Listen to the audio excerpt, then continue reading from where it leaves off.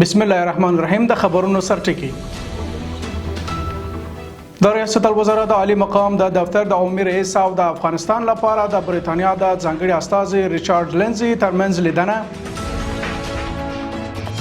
د افغانستان او چین ترمنځ د سوداګریزو او اقتصادي اړیکو پراختیا د ګډو پانګونو جذب او د ګډو نندارتونونو جوړول او په ټوله نړۍ کې د انرژي بیه 40% د انتقال په لارو کې د خنډونو له امله لوړېدل. د لوی مهربان خدای په سپېڅلي نامه درلودونکو سلام د نن ورځ خبرونو ته ښه راغلاست. نن چهارشنبې د سور یا په میاشتې 9 نیټه د زه نور احمد محمدي مصپام مکړي بشپړ خبرونه ته د ریاست الوزرا مقام دفتر عمومي رئیس ډاکټر مولا عبدالواسع د افغانستان لپاره د بریتانیې له ځانګړي استازي ریچارډ لینزي سره وکتل. په دې کتنه کې ریچارډ لینزي پر افغانستان د پاکستان پوځي رژیم په بریدونو کې د اوښتو ځاني تلفاتو له امله د تسلیت مراتب وړاندې کړل او ټینګار وکړ چې تاوتریخوالی باید ختم او پر باور جوړولو کار وشي. دغه راز د بریتانیې ځانګړي استازي د اسلامي امارات سوله ییز دریځ ستایلی او ټینګار کړی چې د تاوتریخوالي پای ته رسولو لپاره باید زړورتیا او سیاسي اراده وښودل شي.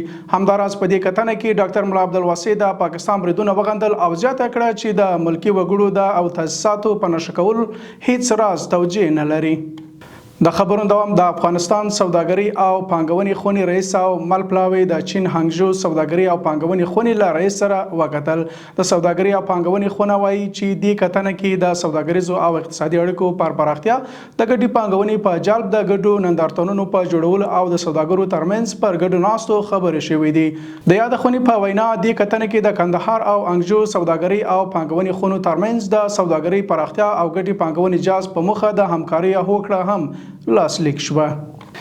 ابل خبر د قانون او پټرولیم وزیر مولا هدایت الله بدری سرپل ولایت د خپل سفر په ترڅ کې د امو دریا نفتي حوزې اړوند له قشقیري سیمې لیدنه کړې. د قانون او پټرولیم وزارت وايي د دې لیدنې پر مهال نوموړي له اړوندو انجنیرانو او مسؤلینو سره د چارو د لاشوالي په اړه خبرې کړي او د هیواد کاني سرچینو پر ښه مدیریت یې ټینګار کړی. دغه راز ښاغلي بدری د دې لیدنې پر مهال د نفتو د استخراج بهیر له روانو تخنیکي چارو او د اړوندو سیمو له پرمختګونو څخه هم لیدنه کړې ده.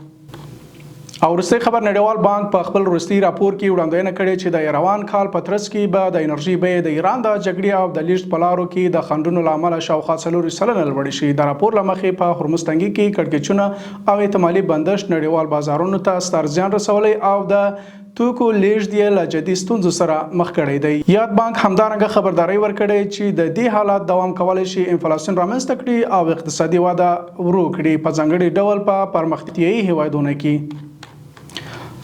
ترونو دا و د نن ورځ خبرونه له ملتیا مننه. تر بیا مو الله مل شه.